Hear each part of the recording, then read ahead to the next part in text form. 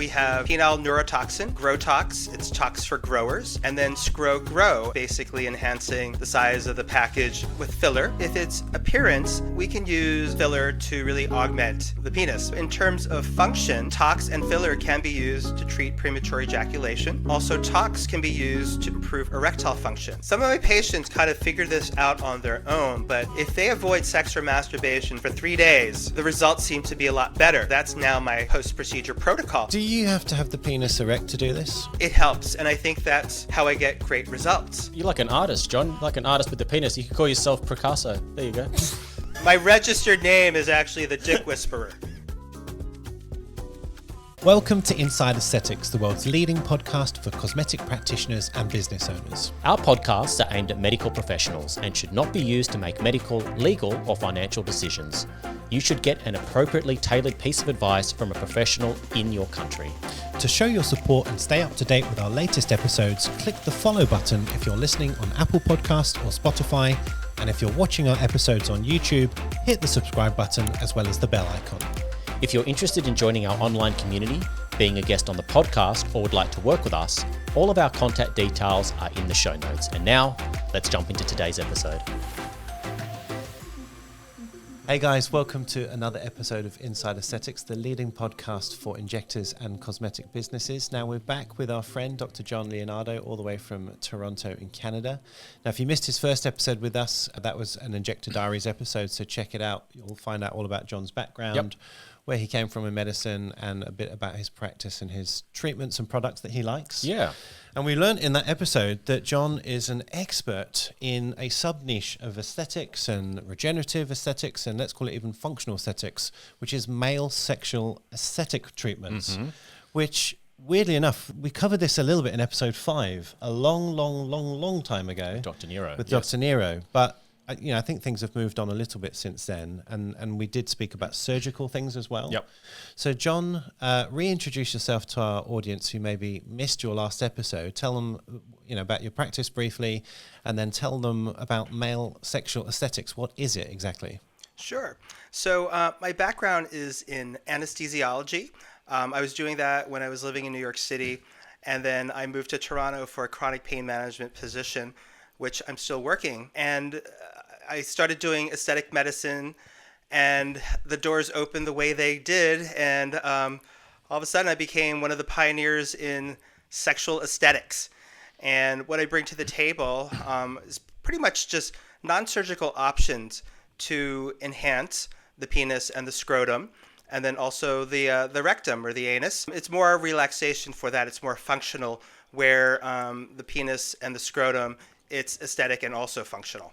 Right. So we're going to cover, I think, was it 4 or 5 main topics today? So can we maybe just signpost them now and just give people a little bit of an understanding of what we're going to talk about in each area? Because this might be new to a lot of people. It's something we don't cover often in Inside Aesthetics. So I think we need to just go a little bit slowly and give people a flavor of where we're going. All right. So first, there's the penis. We have penile neurotoxin, which I've coined Grotox. It's Tox for growers. And then there's penile filler, which I've coined P-Girth, and it's just for girth enhancement. And then in terms of the scrotum, we have the analogous, where we have Tox, which is ScroTox, to allow the scrotum to hang a little bit looser, and then ScroGro, and that's basically enhancing the size of the package with filler. And then we have RimTox, which is anal toxin, and it's just for relaxation to enhance penetrative anal sex.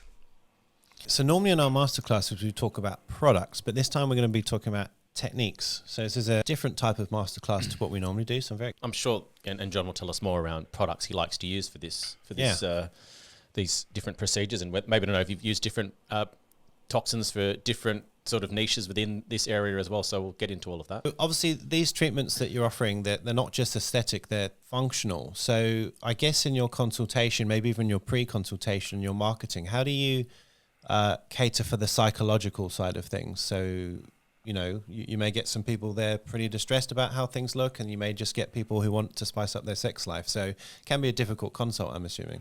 Sure. So it's all about our intake. And the first question is, would you like to improve upon your appearance or your function?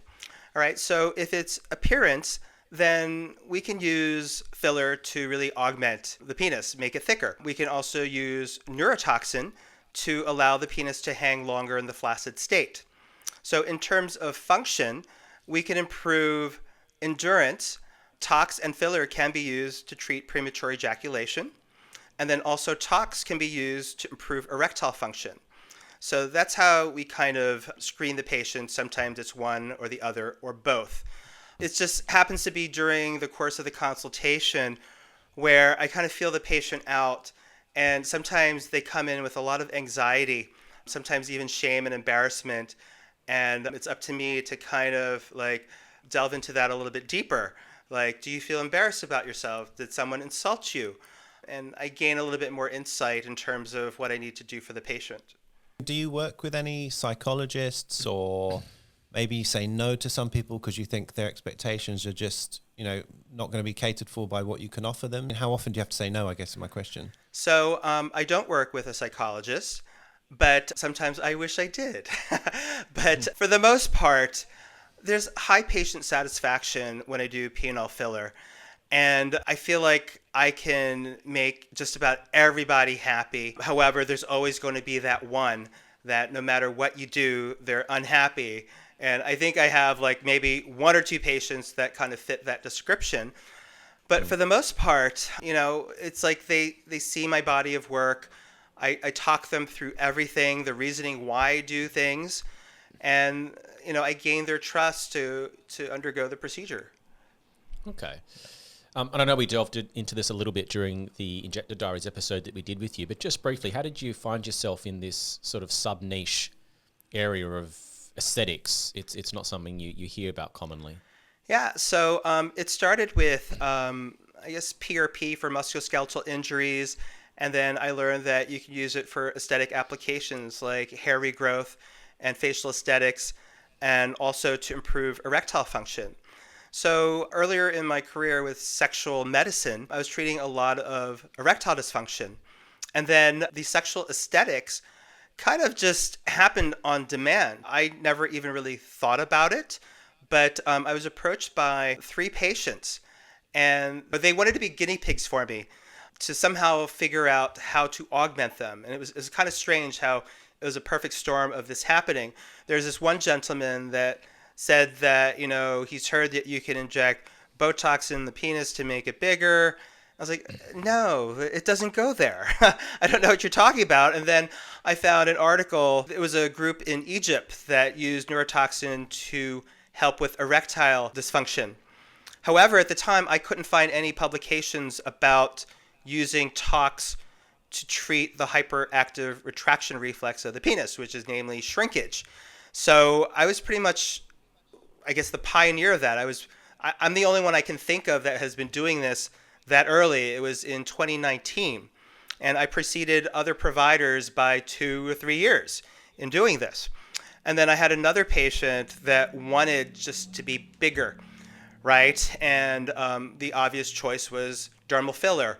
And I said, you know what, everyone can just augment with HA, but I want to do a little bit more research. And at the time, I wasn't even using Radius that much, but I was reading up on it, and I liked its profile in terms of building collagen, so it was more flesh-like. Also, it had a low to no incidence of granuloma formation, which was appealing to me. Right, so my first penile augmentation was actually using Radius exclusively. And then there was yet another patient. He was a porn star that approached me as well to help augment him and get him back in the business. So with these 3 people, I really developed my protocols, and they allowed me to experiment on them, but with proper consent and voicing my concerns of potential risks. And in your consultation, I don't know how you do this and how comfortable the guys are, but you obviously have to talk about sex and function and ejaculation and whatever their problem is. So how do you broach that subject? Because, most people aren't comfortable talking about it, let alone to another guy who's potentially about to inject their penis. It can be kind of weird for people. Yeah. So again, it's part of our intake, right? So the intake really asks them about their level of function. There's something called the SHIM score, the Sexual Health Index for men. It's 5 questions, and the patient rates their response 1 to 5, 5 meaning like the best function, 1, none. So I get a raw number. The best you can do is 25 out of 25. The lowest you can get is 5 out of 25 to gauge whether or not they are mild, moderate, or severe. And then there's also questions about, do you feel like you have premature ejaculation? How long do you last? And then also questions about shrinkage. Do you rate it as mild, moderate, severe in terms of the penis or the scrotum or both? Do you want to address any of these issues? And so also in the questionnaire, I ask about perones. Do you have a curvature that developed? Does it curve left, right, up, down? And these are things that I can treat. Okay. Well, let's start with maybe the growing Grotox. Maybe Sure. Let's start there. So, what is it? Obviously, you spoke or you referenced, the shrinkage, which, it happens to men in sort of cold water, cold air. Maybe there's some other scenarios in which it happens as well. So maybe just walk us through that a little bit, and then let's just talk about, the protocol. Sure. So Grotox, Tox for Growers, was developed specifically to address shrinkage. And I figured and I reasoned that if neurotoxin can relax muscles and there's a muscle responsible for shrinkage, then maybe we target that muscle and we cause relaxation. So the tricky thing is, if you look at the anatomy of the penis, there's no muscle there. All right, you have the dartos connective tissue. The dartos proper is actually within the scrotum. So the scrotum exerts retraction on the penis by way of the dartos fascia.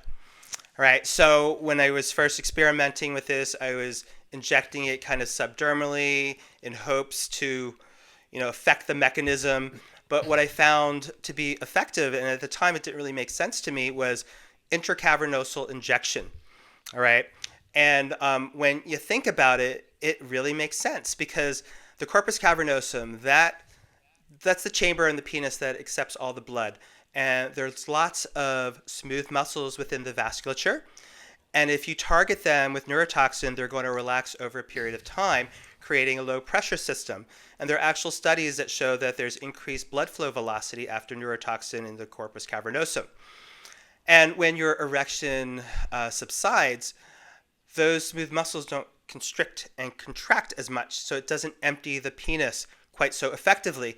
So you're perpetually in a state of having a chubby. So that means if your penis is flaccid with maybe 50 to 75% blood volume already, you only need 25 to 50% blood volume to achieve a full erection. All right? And that residual weight is actually what's weighing the penis down to counter the retraction. So that's how we're hanging longer in the flaccid state.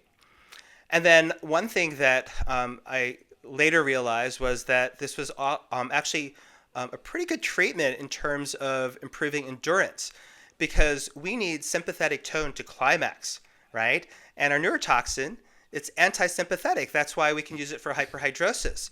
So in the same vein, if we have something anti-sympathetic, we're going to delay orgasm. So that's what I developed out of it. Right. Sounds like you pioneered all these techniques. You've just figured it out as you've gone. Correct.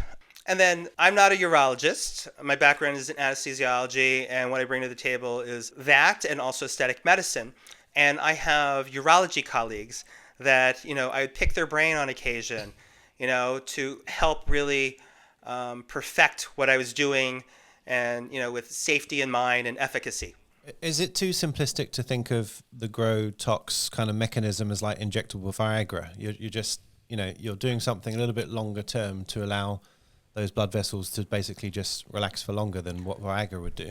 It's similar and different, all right? Viagra, it's oral, so you're going to have systemic side effects, right? Of course, yeah. The congestion, the flushing, this is local, right? Yeah. And Viagra, the way that its mechanism of action is basically to create more nitric oxide by slowing down its degradation, right? So it has a shorter half-life than neurotoxin, which can last 3 months, sometimes even 6 months, depending on the dosing. Yeah, so I just meant the mechanism, not, I know that you obviously don't take Viagra sort of as an injection. But yeah, just like the mechanism, so people understand listening, it's kind of doing the same thing. It's just engorging the penis, but for longer because it's Botox, it's not Correct. Viagra.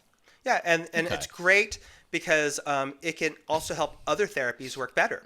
So if you've already maxed out on your Viagra or Cialis, you do the Grotox, you might have improvement, and you may even be able to lower down your dose. Okay. And so what's the protocol for actually doing the treatment? Where you're injecting it, like how many injections are you doing, onset, number of units? Do you have a favorite toxin that you like to use? Yeah. So originally, I was using conservative doses like 25 units, 50 units, because that's what the literature had. And then I started testing it out a little bit more where I felt comfortable injecting 1 full vial. And then it became 2 vials and then 3 vials. And 3 vials was my upper limit, because if it didn't help you at 3 vials, 4 vials is not going to make a difference. In terms of products, I originally was using Xeomin, okay, and I got great results. But now I like Dysport, just because it has better spread, and we want the product to spread throughout the corpus cavernosum, quicker onset of action, and for facial aesthetics, people feel that it's stronger and longer duration. So that's my go-to in terms of neurotoxin. So in terms of injection pattern, I'll take 1, 2, or 3 vials, and I'll reconstitute it with a total of 2 cc's of bacteriostatic normal saline. So regardless of whether or not it's 1, 2, or 3 vials, in those 2 syringes, I have everything reconstituted. So 1 syringe is devoted to each side. Each side I'm injecting intracavernosally, and you only need 1 site per side, okay? And then for the injection in the glands, I like the ventral surface, or the ventral side, where the frenulum is, okay? Because that's where all the nerves kind of coalesce, all right? They travel from the dorsum distally, and then they come down to the frenulum. And as guys, we know that's a very sensitive and pleasurable area. So I'm injecting the neurotoxin on each side of the frenulum. So I'm devoting 0.7 in the shaft and 0.3 by the frenulum. And I'm using a lasso or a cock ring to act as a tourniquet, just because we're injecting into a vascular structure, right? In the face, it's going to be intramuscularly or subdermal, but we're injecting fluid into a vascular structure. So I want that cock ring there to allow the product to bind to the receptor sites. And I leave it there for 20 minutes. Okay, after 20 minutes, I remove the tourniquet.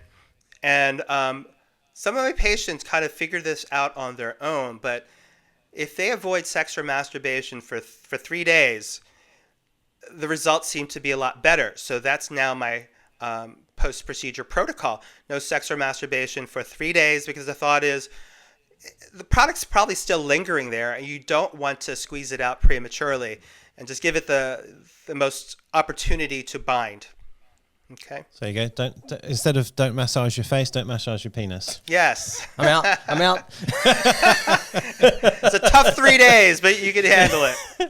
Yeah. Okay. Fair enough. Yeah. So just to get this clear in my head, so you're doing effectively one injection per side into the corpus cavernosum. So it's like a bolus of Botox, but 100 units per bolus. Well, it depends. Of Botox. So it depends, right? So if you're using 1 vial, it's going to be Yep. 50 units per syringe. If I'm going to use okay. 2 vials, it's going to be 100 units per syringe. If I'm going to use Right. 3 vials, it's going to be 150 units per syringe. Okay? How are you deciding 1, 2, or 3? Depends on their presentation. Okay. Okay, So so- originally, when I was just doing 1 vial, I would say 65% of the patients would have some kind of satisfactory result. And it was often a tough sell to, get that second vial, right? So now I don't even do 1 vial anymore. My starting is 2 vials, because after 2 vials, about 85% of the patients are going to notice benefit, whether it's shrinkage or erectile function, right? So I save the 3 vials for the severe. Or sometimes I have lots of out-of-town patients that come to me to have the penis filled, and we don't have the luxury of them to come back in 2 weeks when the neurotoxin is at maximum. So I'll do it at the same time, and I'll use 3 vials just so that it's on board and we have a quicker onset of action as a result of that dosage. So in terms of how you position your patient and how you numb them and how you get comfortable, how is this all happening? So topical local anesthesia. So when the patient comes in, sometimes I'll have them change into a gown, but with something like with Grotox, they could just pull their pants and underwear down. I'll take photographs, I'll examine them, and then I'll apply the numbing cream where the injection sites are, and then I'll apply cling wrap, like saran wrap, and then I'll have them put their pants and underwear back up, and then they relax for about 20 minutes while I'm preparing everything, and then I have them clean everything off, I disinfect the skin, and then I do my injection. Now, some of the pitfalls with this procedure is not targeting the corpus cavernosum appropriately. So what I like to do is I like to introduce the needle, and sometimes you'll feel loss of resistance, and then I'll pull back on the plunger. And if I get a flash, with high confidence, I know that I'm intracavernosal, and then I can inject. Sometimes I'll have false negatives, though, where there's absolutely nothing coming out, but I know I'm in there, right? Because sometimes providers are injecting, and they're not in the corpus cavernosum, and you've just wasted the patient's money, all right? Yeah. And then I'll use there's a 32 gauge invisible needle by TSK, and it's very comfortable for the patient so that the topical is all you really need, but it kind of makes the aspiration a little bit more difficult. All right. Yeah. However, if I'm doing a penile augmentation with the Grotox and I've got a nerve block on board, I have the luxury of using a 30 or 29 gauge needle, and then I'll really see the aspiration a lot better. Yeah. I think the TSK invisible needle, it's even smaller. It's smaller than a 33 gauge. So yeah, it's very difficult to aspirate through, but yeah, way more comfortable. Mm-hmm. Okay. And so you said 3 days after the treatment, is there much pain, bruising, swelling? It's in the consent form, but usually none of that happens because it's such a fine needle that I'm using. Okay. And there's really not much pain. When the numbness wears off, they can go about their regular business. No one's ever complained about pain from that. So we know Toxin takes about 14 days to work. So do you bring them back, or is it more on a case-by-case basis where if they want to see you, you see them again? Do you have to do top-ups ever? So case-by-case basis, right? So if they're coming to me specifically for the aesthetics and the hang, I'll have them come back and we'll do another set of photos, and we'll compare with their baseline, because often they forget where they started from, and it's helpful for them to come back and do the comparison. They're like, oh yeah, I remember now. Okay. If it's functional, it's something that we can handle over the phone or by email. Okay, fair enough. And risks, I mean, apart from, like you said, bruising, which is rare, I mean, I guess one risk is it doesn't work, or you need more, but any significant side effects, any functional issues that you've seen? I haven't seen any in the 7 years that I've been doing this. Really nothing. The main concern is the dosing, right? Not a lot of us are comfortable with injecting 300 units anywhere. And then combine this with Scrotox, scrotal toxin. They're adding another maybe 2 or 3 vials with it. All right. So the fear is systemic side effect, right? But I did some calculations in terms of the fatal dose of neurotoxin. It'll take 40 vials for, death. Yeah. However, 10,000 units, I think it is, isn't it? But it's a lot, and we're not approaching that. But there are cases in the literature that even with facial aesthetics, that sometimes patients are feeling systemic side effects like difficulty swallowing, some brain fog, and muscle weakness, even in the extremities. And I haven't seen that with my patients. There was one patient, though, who said that his voice was a little bit hoarse or so. And I wasn't really sure if it was attributable to that, but it was just something to note. And also at the same time, it's winter, right? So you can have that, and even without the neurotoxin. So pretty wide safety margin in terms of my patients receiving this. Right. And longevity of results, I think you mentioned 3 to 6 months. Correct. On so average? Okay. it depends on what you're targeting, right? So if it's shrinkage and it's a strong muscle, it may not last as long.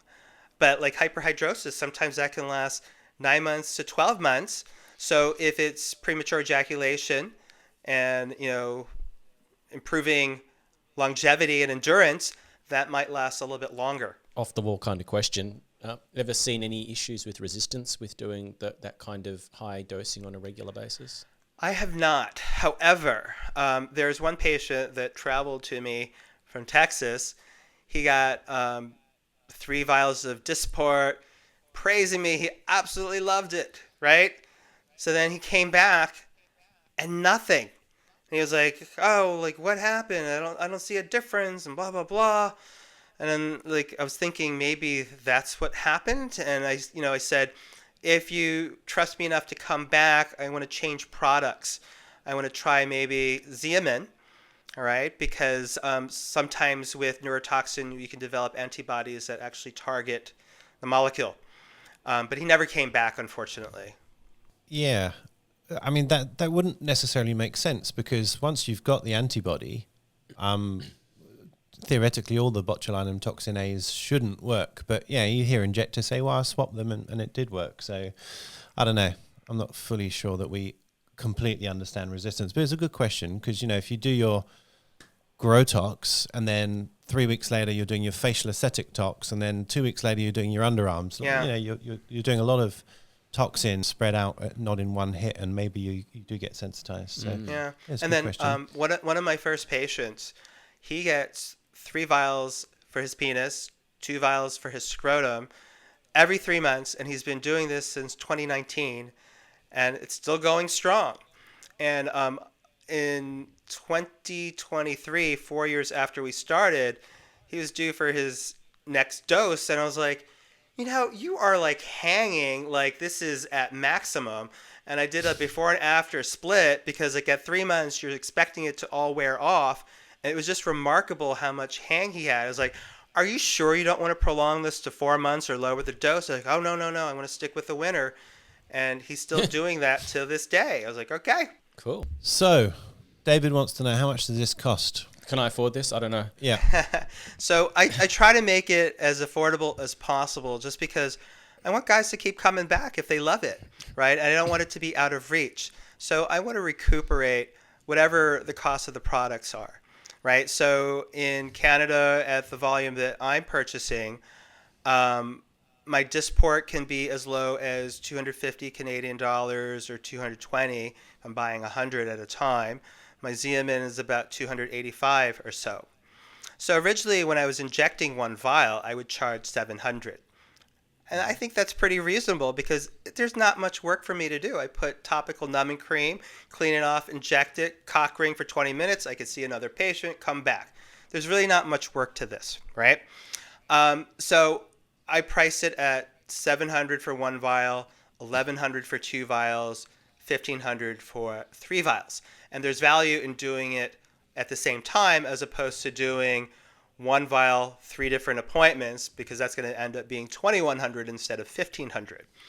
And with this pricing, guys keep coming back. I met a doctor, I don't know where she's from, I think, let's say California. Her name is Dr. Jessie. Maybe you know her, or maybe you've trained her, but she calls this Bo-Cox. Jessie not Chung. Grotox. That's the one. Yes. Yeah. Did you train her? No, we went to medical school together. So, but Bo-Cox was the terminology developed by Dr. Charles Reynolds. But of course, Right. Allergan took exception to that, but now it is called Priapus Toxin.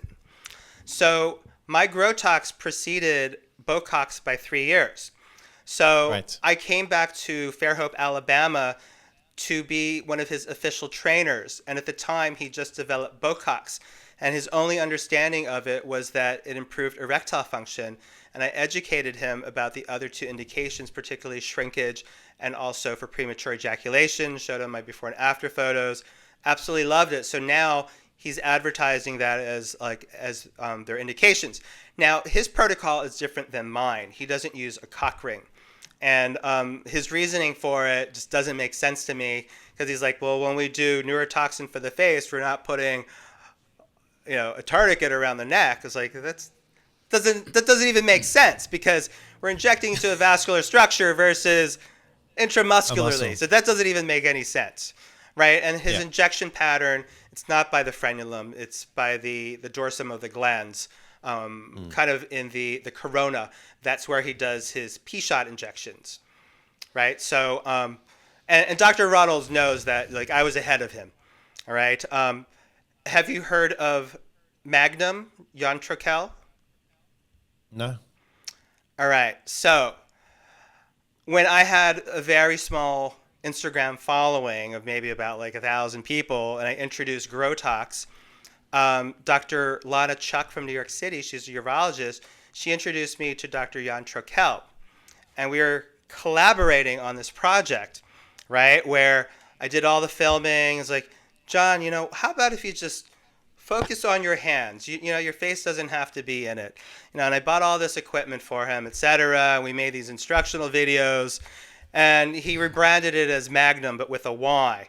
And there were other collaborators as well. But when he released the product, he's supposed to have like this little clicker on his sales in terms of how much was selling. So after about 1.5 years, there was like, how come we aren't selling anything, right? But you know what? He was selling things. He was selling lots of videos, but the collaborators never got a cut in it. All right. And till this day, I still follow him on Instagram, and he's having like a teaching lesson, like, oh yeah, Dr. Trokel invented this, and I'm just kind of like, Urgh. And then attending one of the conferences in Las Vegas, he's still using my slides, my before and afters, and it was just slimy. That's what happened. But he burnt me once, and he does not have all of my other procedures, and that's a good lesson in intellectual property. It's not copyright or Yeah, copyright. Yeah. We did sign a contract, right? But it's not worth it going to court for it, and I think that's what he's kind of banking on it, right? But and then I don't know how many of these he sold.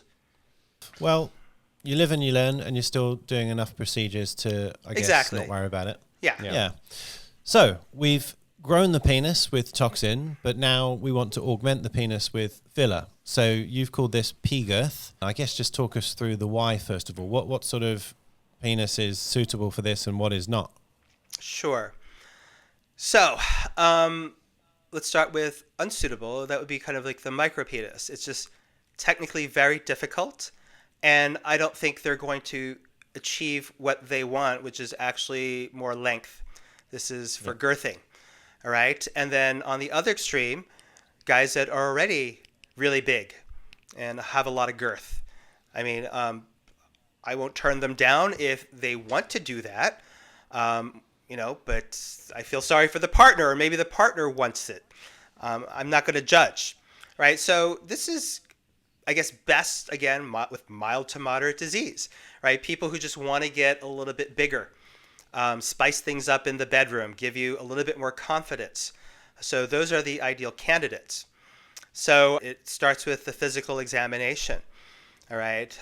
Whether they're cut or uncut, I'm able to augment them. There's some providers that cannot augment an uncircumcised penis.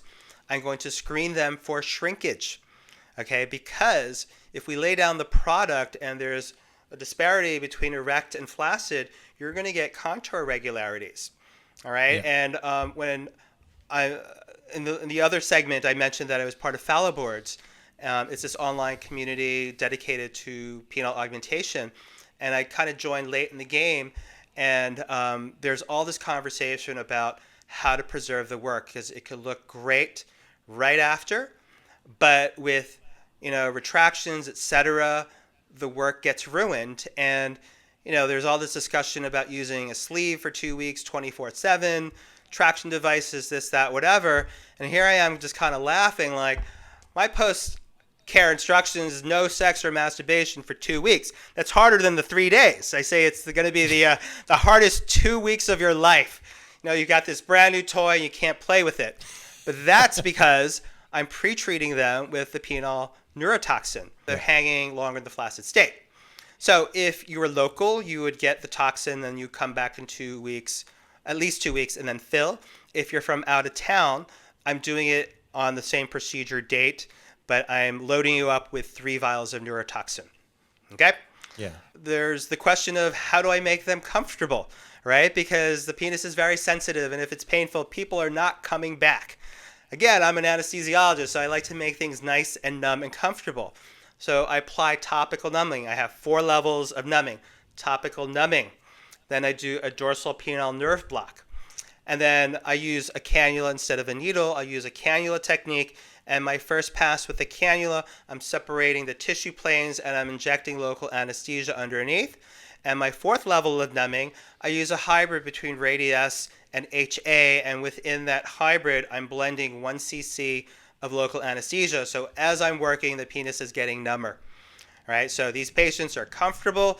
At the beginning, they may feel little pinches here and there, but once the local anesthesia kicks in, they are comfortable and they keep coming back because they love it. I want to say, and we're not training anyone how to do this on any of our podcasts, but if you walk away from this podcast and you heard something about local anesthetic and dorsal blocks and penises, you never do this with epinephrine or adrenaline. Correct. Correct? Correct. Can you explain why? Because it's a vasoconstrictor, you're going to get tissue necrosis because sometimes the vasoconstriction is so extreme that you're cutting off circulation to the penis, just like the nose and maybe like the earlobe. Those are no-fly zones with epinephrine. Yeah, like end arteries or Correct. end capillaries. So not that we're training you, but just remember that. Don't ever use adrenaline with penises. Okay. So you mentioned you're using, so we've got them nice and numb. You've got a cannula. You've got your hybrid mix of Radiesse and HA filler. So how much volume are you actually injecting on average? Obviously, it's going to be dependent on how much the patient needs, but like on average, what does an average procedure look like? So the minimum to get them on the table is going to be 3 hybrids and 2 HA. The way that I use the HA, I use HA in the distal shaft by the foreskin or by the circumcision line. Just because the skin there is thinner and I don't like injecting Radiesse with thin skin. Okay, it really should be deeper. So the HA is nice and safe there. And then I augment the rest of the shaft with the hybrids. And what I'm doing of late now is at the end, when we have completed filling, I will inject HA. I'll split that last syringe, half an ml, to form an HA plug at the injection site, just because my hybrid is fluid. All right, G prime is irrelevant where I'm injecting it. I'm injecting it deep, and it's fluid, and you're making tracks with the cannula, and often it can backtrack and get superficial and form a nodule. So ever since I've been putting that HA plug there, we're keeping the hybrid deep, and we're preventing those nodules from occurring. Now, where I like to inject is very deep, right, between the superficial and deep fascial layers of the penis, between dartos and buccal fascia, all right? And we kind of form a sandwich there. And like a balloon, if you put it in that layer and you have a fluid filler, you just squeeze it and it fills the space evenly, all right? Some injectors are injecting too shallow, right, above buccal fascia. So if you're using something very hydrophilic, it's going to take on a very blister-like appearance. And then providers are like, oh no, you need a high G prime HA. But if you're injecting it superficially, you're going to see bumps. All right. So I use HA as well, sometimes exclusively. But if I inject deep enough, we prevent that from happening, the blistering and the contour regularity. Yeah. So how do you make up your hybrid? What fillers are you mixing? Obviously Radiesse and something else. And what are the ratios? All right. So Radiesse is 1.5 cc's. And then 1 syringe of HA, 1 ml. My product of choice right now is Restylane Classic. They just work so well together. And then 1 cc of local anesthetic, lidocaine 2% or so. So that's my blend. So for every hybrid, I'm injecting 1 cc of lidocaine, and I tell my patients, you're going to have some artificial girth here that is temporary, because my first pass with the cannula, I'm injecting 4 cc's of local anesthetic, and each hybrid comes with 1 cc of local anesthetic. However, all right, it's blended with HA. HA is hydrophilic. It loves water, and it's going to hold on to it. So sometimes there's not that much of a difference with this formulation in terms of immediately after compared to what you get 2 weeks later. One of my patients is a doctor, and he measured himself every single day for 2 weeks, and he found that there was only 5% volume loss between immediately after and 2 weeks later when everything settled. So that's pretty good retention, despite having maybe 7 cc's of artificial volume in the penis. That's just temporary. Good for before and afters then. Accurate. There you go. Okay. So do you have to have the penis erect to do this, presumably? It helps, and I think that's how I get great results. Right, so I'll induce an erection using Trimix. It's a blend of 3 vasodilators, alprostadil, phentolamine, and papaverine. So it's like Viagra, but it's injectable and it acts locally, and it's dose dependent. When I first started using it, I had problems with priapism, right? And often I wouldn't reverse the erection on discharge, and I'll say, you can ice it, you can use cold medicine, something that has pseudoephedrine because it's a vasoconstrictor. And often that was fine. But I had maybe one too many priapisms that I had to address where I brought them back at the office. And, I would inject phenylephrine as advised. It's a vasoconstrictor and it would never work. And what I ended up resorting to was, anesthetizing the penis with a nerve block and then taking a large bore needle, 19 gauge, and drain the penis, right? It was bloody. It was messy. I hated it. So, of course, I consulted with my urology colleague, and he said, you know what? The pitfall here is when you inject phenylephrine, you're actually supposed to massage, all right? So ever since I've been doing that, I can reverse the erection. His policy is no one gets discharged unless the penis is bendable. Right. His name is Dr. Paul Gittins. He's based in Philadelphia and New York City. And we're actually going to form an LLC together because I'm still licensed in New York City and I can perform these procedures with him in his office.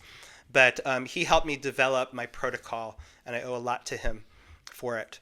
But ever since doing that, I'm confident about dosing Trimix and reversing it. And the advantage of doing this erect is my non-dominant hand no longer has to hold the penis in traction, right? It's already erect, and I can use my non-dominant hand to pinch up the tissue and introduce the cannula deeper, all right, and have nice linear threads throughout. So I think I get a much more even product compared to providers that are using cannula without the penis erect, and also providers that are injecting. I don't know how they're injecting safely, but I just think that's higher risk, and I think it's more prone to lumps. Jason Emmer does injection, but his results are fantastic. I don't see any lumps, and I don't know how he's doing it, but he's doing well. But other people, I'm seeing problems. Yeah. Just to refer back to priapism, that if people don't know, that's basically an erection that won't go away, and it can be like an emergency. So, you can't just leave people like that for days. It's dangerous. Correct. So there's ischemic and non-ischemic priapism. And for the most part, they're mostly non-ischemic. All right, my first priapism, this gentleman had it for 24 hours, and I kept begging him to come back to the office. I said, let's wake up at 6 a.m. If you're still erect, you're coming to the office. So during that time, I'm YouTubing and researching how to fix this, right? And then I figured out how to drain his penis. And again, I don't have to do that anymore. Yeah.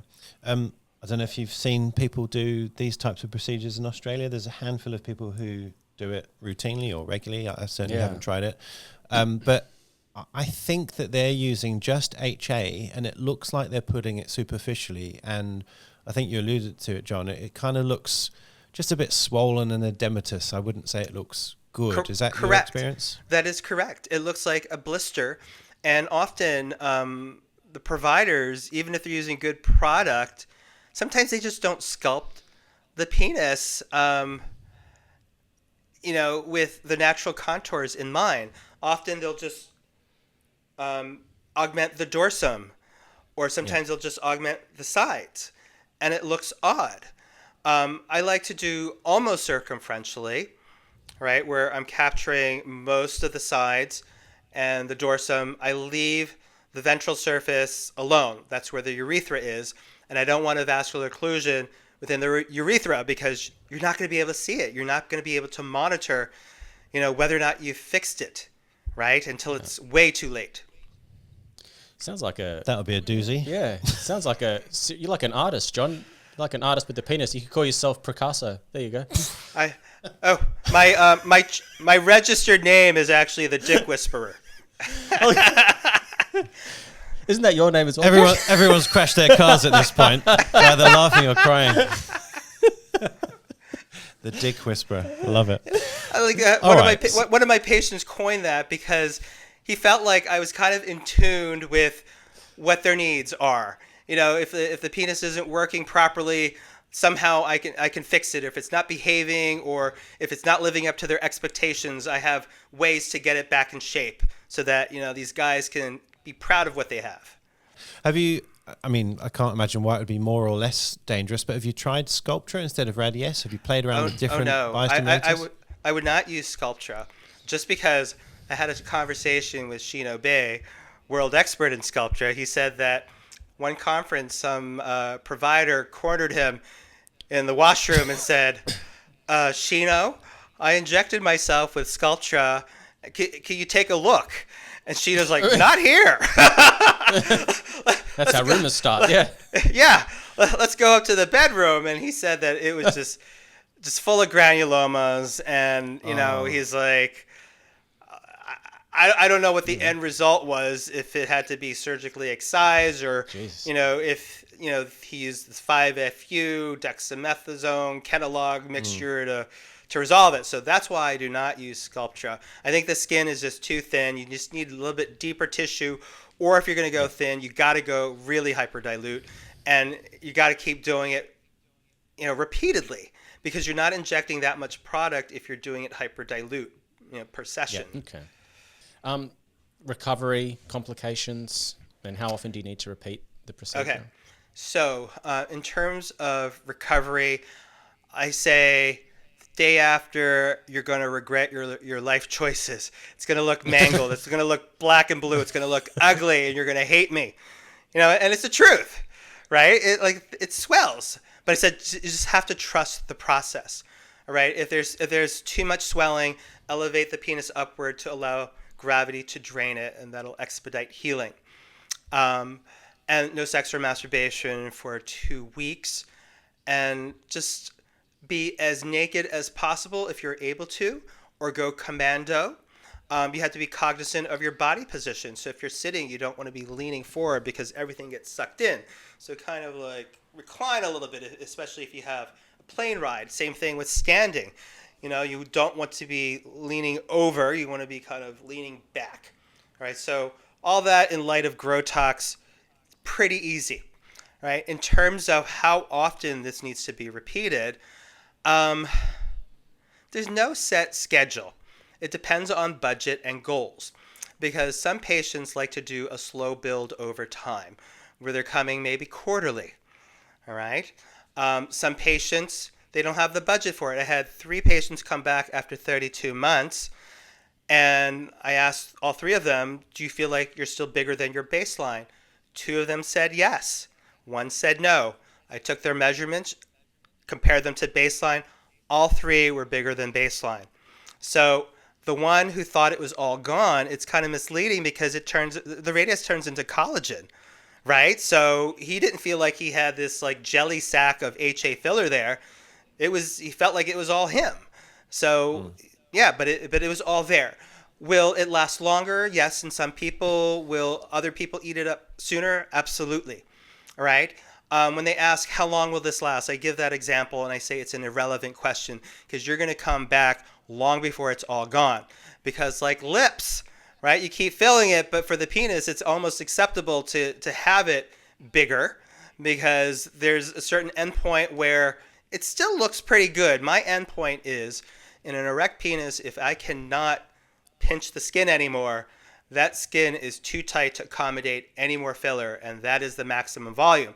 And you don't get that piece of information with a flaccid penis. Because imagine injecting it and filling it beyond its capacity when it's erect. You're going to have something kind of like a compartment syndrome. Complications, risks. Complications. I've had 3 vascular occlusions. Okay, and I've had about 250 cases, so a little bit more than 1%. Still rare, but still something that I look out for. I met with Dr. Lee Walker, and he said the incidence of vascular occlusion with cannula is 1 in 40,000. And at the time, I was like, Lee, I've had 2 already. It's like, what are you injecting? I said, the penis. You know, and it's a high-risk area, and you have to treat it with respect. So this was an ultrasound course in Boston, Face It Live, and I go there annually, even though I'm pretty sure I know what I'm doing, because every year I pick up certain pearls. My first vascular occlusion, it was a little bit easier, but like that was my first ever, and you know I'm kind of in a panic, but where it occurred was by the frenulum. He had a downward turning glands, and I wanted to augment it by the frenulum to straighten it out a bit. And there's this ugly frenular artery, apparently, that bleeds like hell during circumcisions. So at the time, I was using ultrasound, but I wasn't really confident with my skills. And like with every complications course, they say just carpet bomb the area, you know, and you do it every hour on the hour. It doesn't work. All right. You have to find the source of the occlusion. And I think I actually took the ultrasound probe there, and I was like, let me think this out, right? I see pulsating here, then it stops right here. So this has to be the source, right? And I don't use the ultrasound and inject at the same time, particularly there, because my footprint is a little bit too big and it's just too cumbersome. So I incorporated Julie Bass Kaplan's technique of fishing for red, which is absolutely brilliant. I have my hyaluronidase in my syringe, and I'm pulling back on the plunger to create a little bit of negative pressure. And I've got a 30 gauge needle, and I'm fishing around, and lo and behold, I see a flash of red. I'm in, and I inject, and like the skies open up, and the tissue pinks up, and there's less pain and actually less swelling. And I was like, oh my God, like I did it, you know? And it was absolutely fantastic. The second vascular occlusion was a lot more complicated because that one was just shaft exclusively. This one was shaft and glands, right? And I automatically thought, well, it's got to be the glands. So I'm carpet bombing the glands. I got better cap refill, and I think problem solved. But his urethral meatus was starting to necrose. I was like, Is this residual or is this an unresolved vascular occlusion? So, I brought him back a couple days, carpet bombed again. And then I was like, use the ultrasound probe. And I put it on it. And again, it's that frenular artery. All right. So I took care of it. And now as part of my protocol, no more frenulum. I'm not dancing anywhere near that frenulum. Okay. No one needs a fat frenulum. All right. So they both recovered. No permanent injury. One of them came back for more filler, actually twice, because he loved it so much. All right. Now, the third one, this was after seeing Lee Walker. Lee Walker was, and Face It Live was in October. This vascular occlusion, I think, happened the following month in November. This gentleman flew in from Boston. All right. And his foreskin was really swollen. And I thought it was just swollen and causing a compartment-like syndrome. And I brought him back in, put topical numbing, and then I used like a 22-gauge needle and expressed all the fluid. And then he's able to retract the foreskin without any problems. And we thought problem solved. But I told him, come back, spend a few days, right? And then he came back the following day, and he still was showing signs of vascular occlusion. And it wasn't the frenulum, all right? And what I saw just from the surface anatomy was a really prominent blood vessel, and he said that's where it hurt. So with these 3 vascular occlusions, I figured that these patients have a good sense of where the VO is, wherever it hurts the most. All right? And sometimes if you look at the surface anatomy, you'll see the prominent blood vessel. So again, I took my ultrasound probe and I scanned. I was like, this is where it is. And unfortunately, I did not film it because it was like within less than a minute, I did fishing for red and boom. I was like, oh my God, this is too easy now. And I thought, problem solved, right? And I was like, I swear, if I was videotaping, it would take 45 minutes to find that. But I got lucky, and sometimes it's better to be lucky than good. And he came back the following day, right? He's like, this is still kind of sore over here and tender. And again, I saw a prominent blood vessel scan. I was like, all right, I think you got 2 vascular occlusions.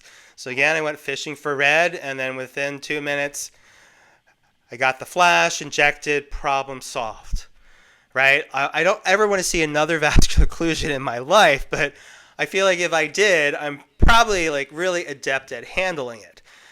Haven't had one in the face, but I would imagine it's going to be the same considerations, and I think the role of ultrasound is really going to help with that. And with these cases, because I was really focal with the dissolving, they still had girth. I maintained their girth, and they were really happy about it. I'm not sure if I've heard of a documented case of 2 occlusions at the same time. I'm sure it happens all the time. We just don't know it, right?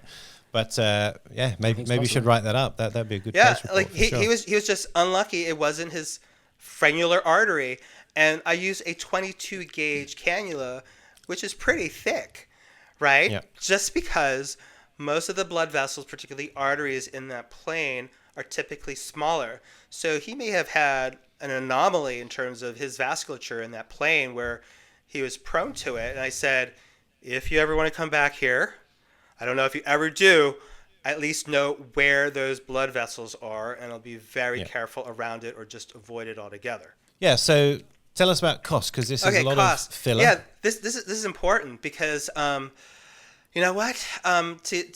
To get on my table, bottom line is at 9.5 cc's, which is 3 hybrids, 2 HA. You want to recoup your cost of goods, right? And you decide how much you want to work per hour providing this service. All right, so I wrote this down preemptively. All right, so my cost of goods for those 9.5 cc's would be about $1,600. So my profit margin, if I charge $4,500, would be about $2,800 and change.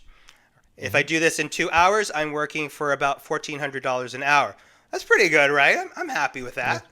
Yeah. When I first started this, I priced higher because no one else was doing this. But here I'm twiddling my thumbs waiting for someone with that budget.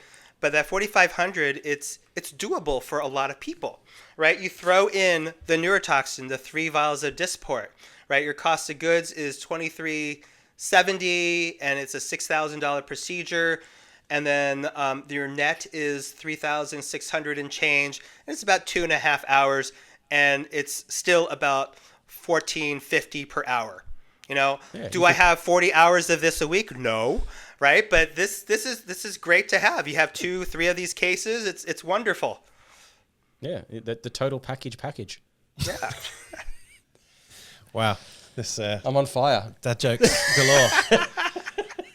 I mean, yeah, there aren't that many people doing this, and you know, like you said, there's not many people walk around with $10,000 to throw at this. But I don't know. It seems like, I don't know, I reckon you could charge more. I mean, I know for a fact that people in Sydney or Australia, they're probably charging, $10,000-$15,000 for around 10 mil for penis filler. But especially men, we're so much easier to sell to than women. You tell a man something like, "Yep, cool." They'll give you the credit card. I find men way easier. Well, they're more binary. They're very black and white. There's less thinking. Yeah. Like, okay, well, that's the result. Cool. Me want big penis. Here's money. That's basically. I've had one of the. I've had a couple of those patients where like, I don't care where you put it. I just want it bigger. I was like, but I got to make it look good, because if anyone sees your penis and you say Dr. Leonardo did this to me, and it looks terrible. Like, I don't want my name associated with that. So yeah. And we've always hammer home, it's about skills, not mils. So I know you're costing it per mil, but it's a skill as well. There's not many people doing this, and you know, risk of necrotic penis, that's not funny. Yeah, and correct. you know how to manage that now because you've done it 3 times. Yes. So There you yeah, go. interesting. Right, moving on to scrotums. I've almost got no more energy left for ScroTox and RimTox. I know. I can't handle it. It's too much. Well, we'll speed up a little bit. Okay. But I guess these ones they're a little less tangible, at least to Yeah, me. So why would you do ScroTox, toxin for the scrotum? So this is easier topic than the penis.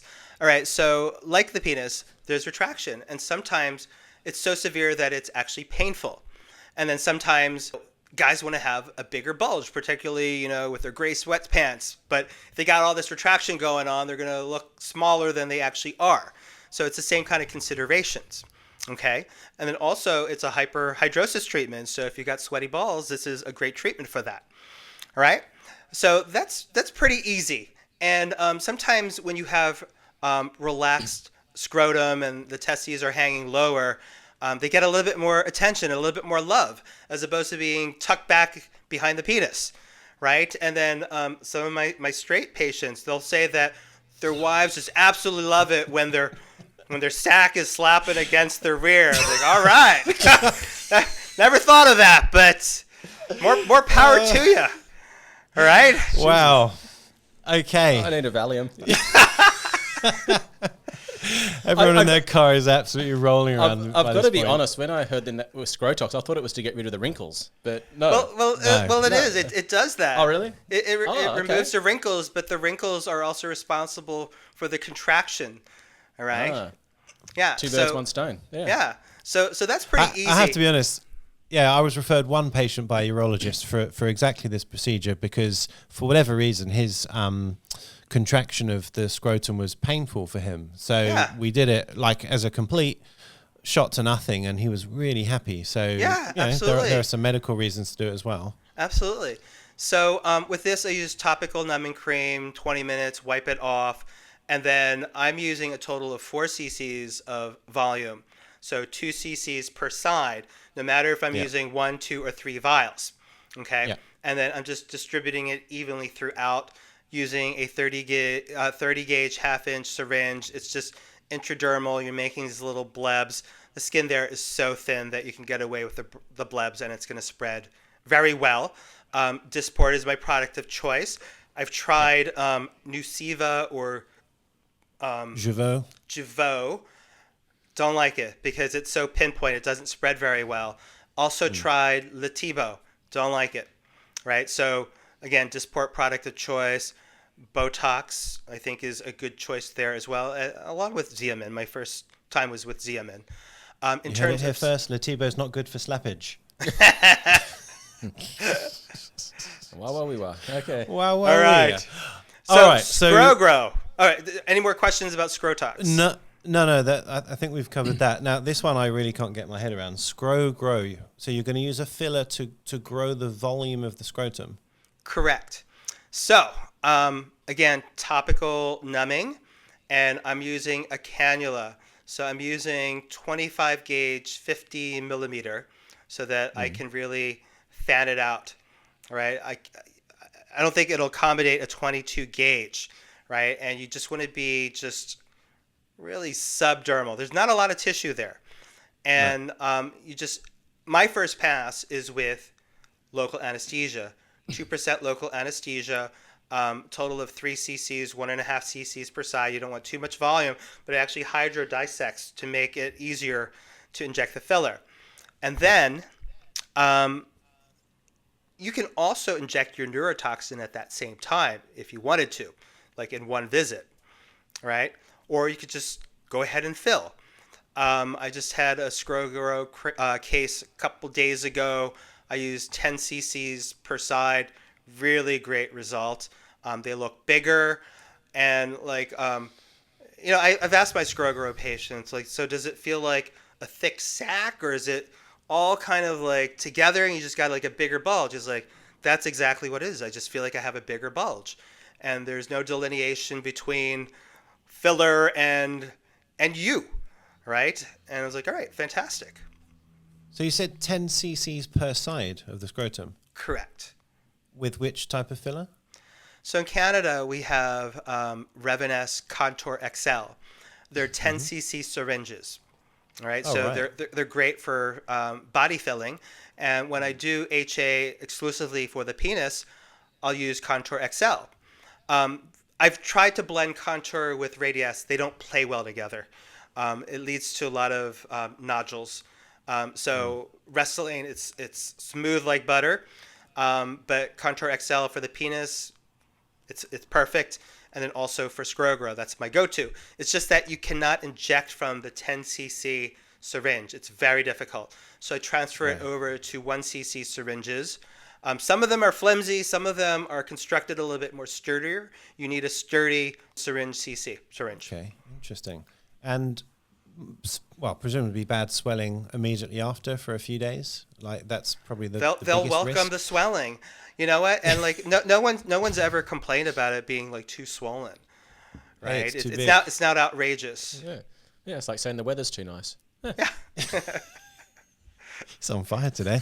Exactly. Okay. And then, of course, vascular occlusion and all the things that we associate with filler are presumably risks. But Yeah, it's part of the game, and it's always on the back of my mind. So, yeah. Yeah. Okay. You haven't had any occlusions in the scrotum? No. Okay. But I've been augmenting the penis for 7 years. ScroGro is about a year old or so. Okay. I don't know anyone who's doing ScroGro. I've not come across it before. So, did you Yes. invent that one, as far as you know? So, Chris Bustamante, the first person I trained in penile augmentation, right? Like he's doing great. So, you know, he's naming things differently, but he came up with ScroFill and Holtox. So like, hey Chris, buddy, you want to tell me how you're doing this? Oh, I'm not training anyone at this point. Like, oh, thank you. All right. So I had to figure out my own protocol. So I figured this out on my own. Right. So I don't know what he's doing. So he's got ScroFill and ScroGro, one of my patients, named that. I was like, and you're going to get free ScroGro. So, yeah, it's a great name. And since Allergan doesn't like me using ScroTox, even though it's now part of the aesthetic vernacular, ScroGro could be either for tox or filler or both. So the last one is RimTox. Yes. So take it away. All right. So RimTox is the analogous of Holtox, Chris Bustamante's invention. Now, he's a nurse practitioner, and he's worked with colorectal surgeons. So he was really adept at that. So for me, I had to figure this out. So I searched the literature. There's a Dr. Goldstone in New York City. I knew him from when I was living in New York City, and he has this article, and he kind of spelled out what he did, right? And it was basically 40 units neurotoxin. That was kind of his max, and 4 quadrants using an anoscope, right? So with the 40 units and each quadrant, I devote 1 syringe of normal saline, and I guess each would be 10 units, right? So you have 1 syringe of 10 units that's occupying the full 1 cc. That's for spread, okay? And you inject it, right? And let it be. But before we even get to injecting, I have to talk about the physical exam, because with Dr. Goldstone, he's got some $70,000 piece of equipment that monitors pressure. I was like, I am not going to buy that equipment, right? So I'm going to do a physical exam, a digital rectal exam, and I'm going to classify the tone on a scale of 1 to 10. So most of these guys, and even a woman came to treat anal fissures, you know, they're like 9 or 10 out of 10. And then on follow-up, there's relaxation. It's at about 7.5 to 8, and that's all we want to go. We do not want to go down to 2 or 1, right, and have fecal incontinence. So that's the goal there. Now, one of my patients would fly down to New York City to get Holtox. And he's like, Dr. Leonardo, I need you to figure this out. I was like, all right, give me some intel. Like, what did he do, right? And then it's like he injected I think he said 150 units. I was like, that's impossible.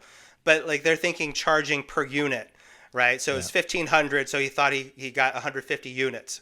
I was like, the literature only supports 40 units. I was like, did he numb you? He was like, no. And it hurt like hell. It was like sitting on a cactus, you know? And I was like, really? I was like, yeah. He was like, I was in there all of 5 minutes. He got my 1,500 and I was out the door. I was like, oh, right. So when I do my digital So when I do my digital rectal exam, I'm putting topical numbing and I'm spreading it around. All right. And as I'm getting everything ready, they're getting numb. All right. So by the time I place the anoscope in, they're pretty comfortable. Sometimes they may feel a pinch, but nothing as painful as just doing it without any local anesthetic. Yeah. So, right. In terms of dosing, 40 is the max. So based on the physical exam, I'll decide whether or not I'm going to give the full 40, or maybe let's do 20 or 10 and follow up in a couple of weeks and see where we are. All right. So if you got 20 and it's still, a lot of pressure, we'll do another 20. If you got the 30, I'll do the 10. I have done this before, but in theatre, in colorectal situation, not for, people just looking to relax things. But we were using 20 per side of the fissure. So okay. It's the same dose. Yeah, same dose, but with only 2 injections, not 4. But I mean, again, like what sort of person wants this? Like, how do they describe the feeling once the Botox is kicked in? Like, how has it helped them? Okay. Just for people who are not quite following. So there are 2 categories. Okay. So patients that want to enjoy receptive anal sex, and then patients with anal fissures. Mm-hmm. So I'm not a colorectal surgeon, so in my consent form and consultation, I'll let them know this is more recreational, right? I am not treating your anal fissure, but in the process of doing this, if your anal fissure gets better, so be it, all right? But there's a possibility I can make things worse, all right? It's all part of the consent form. So it can be life-changing for these patients. Like I'll get feedback saying like, I tested it out and there's no pain. I was really able to enjoy it. Or the ones with the anal fissures, like, oh my God, there's less pain, and the tissue's really healing. So it's all functional. There's nothing aesthetic about it.